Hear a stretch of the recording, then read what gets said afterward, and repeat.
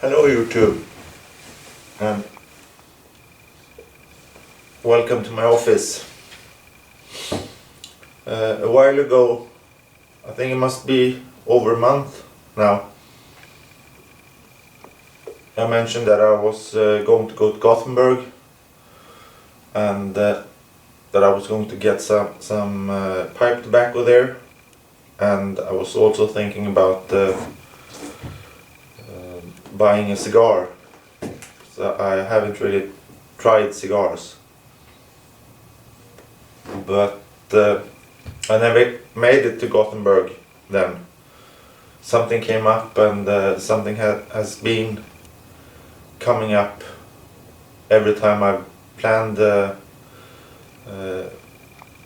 going there until this Tuesday, where I actually made it to Gothenburg, and I got the pipe tobacco that I wanted, Broberg's Burley. That's the one I'm smoking.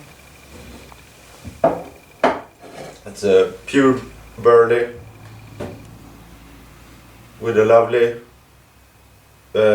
smell or tin note, and the taste is great as well. It's a bit, the cut is quite coarse, and you need a bowl of a certain size, or it can't be too small because it's hard to pack. And I was going to smoke a different pipe,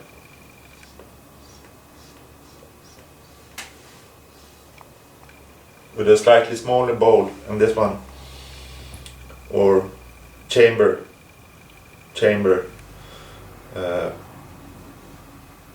The one I was going to use had a chamber with a diameter of 18 millimeters. This one has 20, and those 2 millimeters made a huge difference when it came to packing the pipe.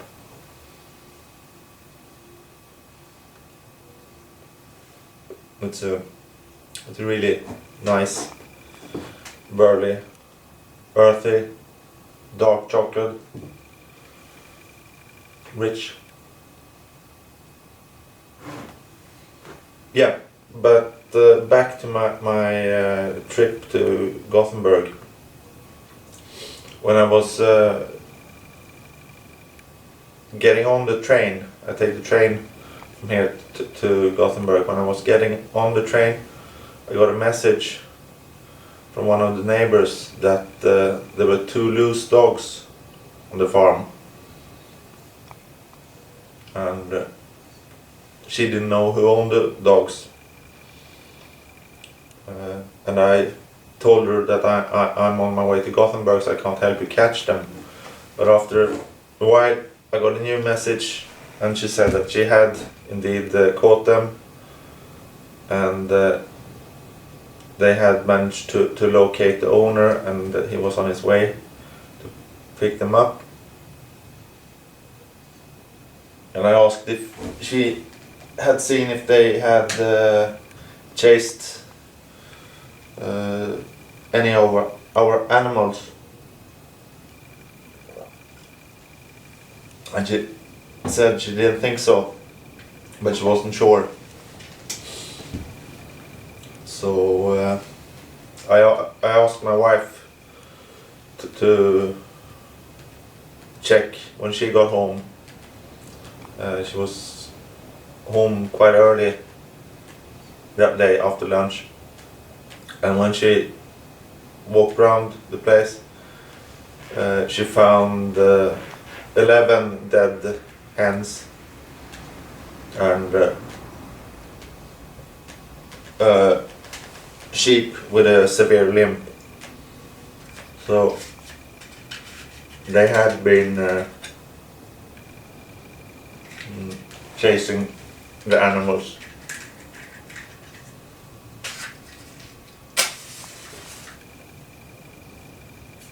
I mightn't seem that upset about it right now.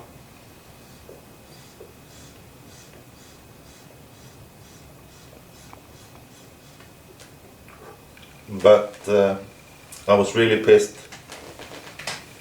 when it happened. And I sort of forced my wife into making a complaint with the police about it. And then I called the owners of the dogs, because they didn't know that the dogs had actually killed animals and hurt the sheep. Because when they fetched the dogs, no one had checked. So they got an angry call from me, and they just said, "Oh, we're sorry, and we'll pay for the hens and for the vet if you need for the sheep."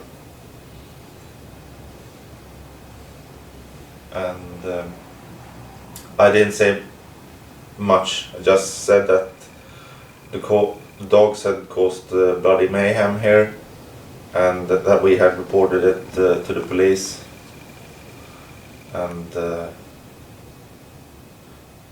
I told her, the woman I was speaking to, or talking to, I told her to phone my wife about compensation and stuff. I felt that I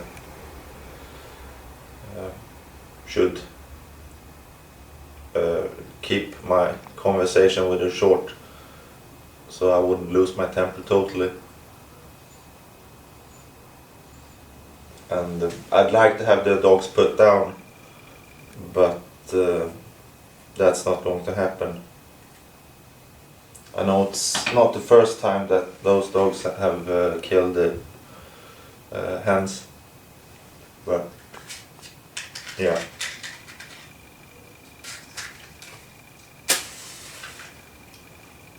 If they ever come around here again, they'll go missing and never be heard of again.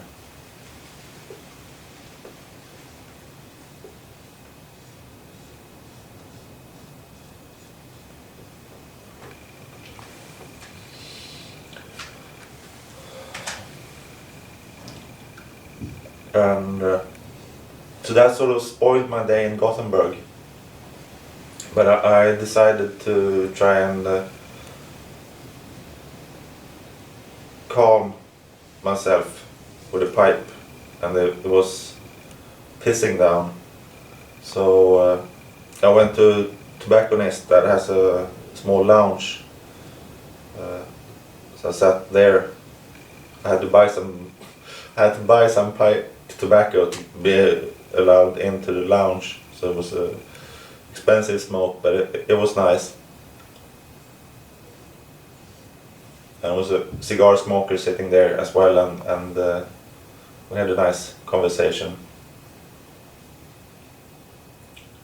And the tobacco I bought there was Capstan, the yellow one, and it was nice.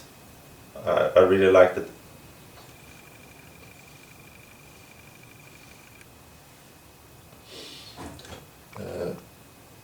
And then I went home a bit calmer, but still upset. And 3 hens survived, or actually only 1 hen and 2 roosters. So I'm going to have to kill one of the roosters. That's a unlucky guy. Survived the dog attack, but he'll get his head chopped off by me. But we can't have 2 roosters and 1 hen.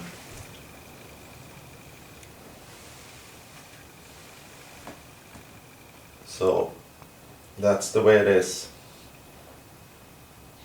And I was actually in Gothenburg yesterday as well, but I was only dropping off one of my sons by the train. He went to see his grandparents, or my wife's parents, and I don't know. Well, I do know. Leaving this place is stressful to me, and it's manageable when I'm on my own. When I had both my sons with me, because I had to take the other one to the toy store.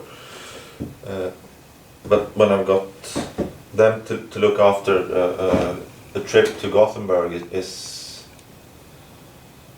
really a challenge for me, and I actually had to take some tranquilizers, not strong ones, but still, just before we left. And yeah, it's hard to explain the stress and the anxiety and fear and the disappointment in yourself that you can't even take your kids to Gothenburg without getting all stressed up about it.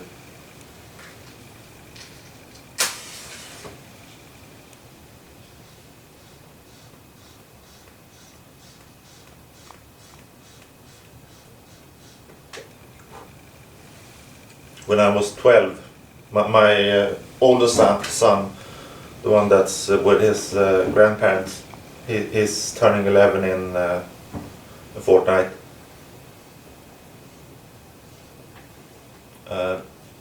So he's basically 11. But when I was 12, I flew by myself from Stockholm to Baghdad. Well, I didn't fly the plane, but I went by myself as a passenger, and I changed planes in Copenhagen, and I managed that just fine. I wouldn't let my parents ask the airline to provide help for me, and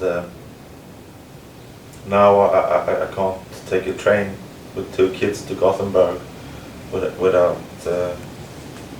getting all upset. But that's the way it is.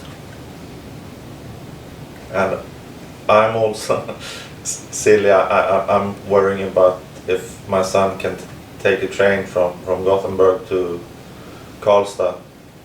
No changes. Will he cope if I put him on the train in Gothenburg and his grandmother picks him up in Karlstad? Will he be fine? And when I was a year older than him, I flew to Baghdad. I think I'm sheltering my kids a bit too much.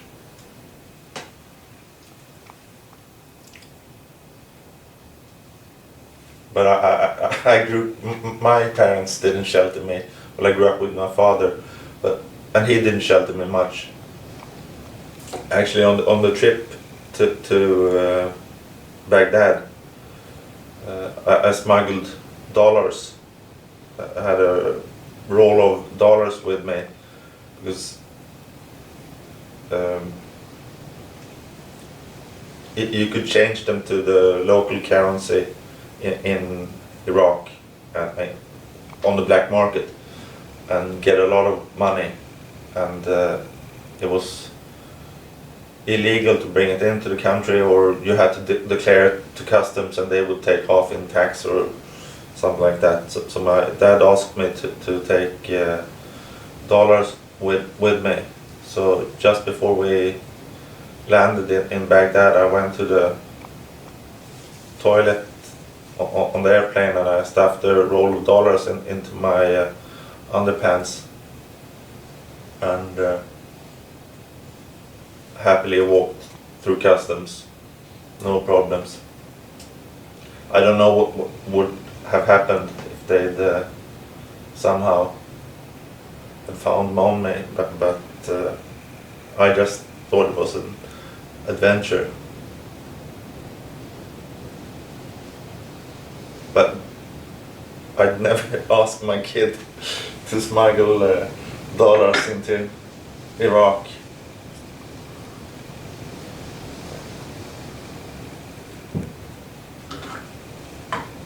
That's for sure. So maybe it's a good thing to shelter your kids a bit.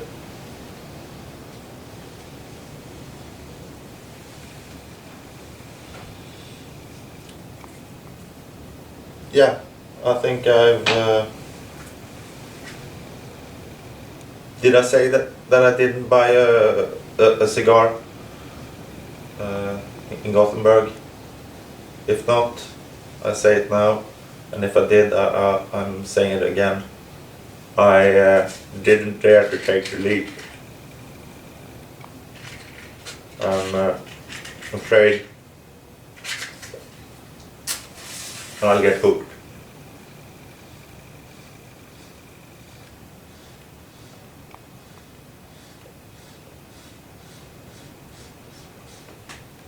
So I'm sticking with the pipe tobacco. Even though the cigar guy at the lounge tried to talk me into trying one, but I declined. Yeah, that's about it. Thanks for watching, take care, and hope to see you soon again. Bye.